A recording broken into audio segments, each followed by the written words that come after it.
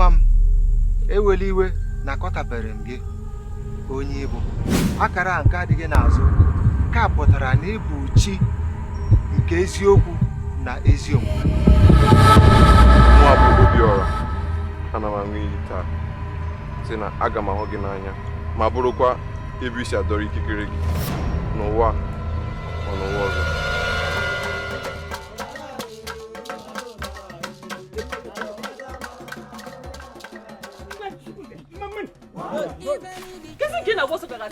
Legodi manya. Ebu m n'iru, ebu m n'azụ. Ọ o si n'elu na-agbada n'odogwu gị a. Ihe ọ chọrọ ime ọkwa ka ọ pati ya pata.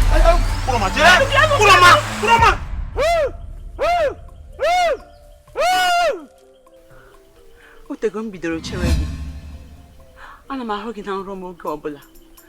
Nwa m, nya bụ na o onye gị na-adị na mma. Mụ na gị mana o nwere nwoke mụ na ya macha acha. Enwere nwoke mụ na ya na-adị na mma.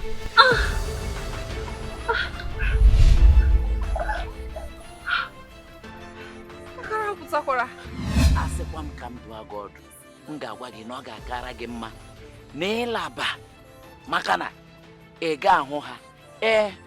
Ọ bụrụkwa maka nwata nwoke ahụ, chefuo ya. Ụdara ọmụ ọkpara dị mgba aka na-eme nka n'obodo anyị niile. Ọ ga-amasị m ịkpọla gị ụlọ m dịka nwunye m. Ọmalụ m, achọ m ele. Isi gịnị? A na-enye gị izu abụọ kpam.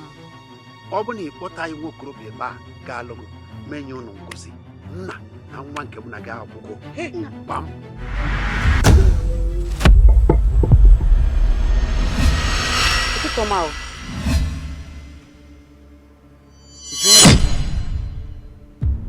Onye ka ị bụ?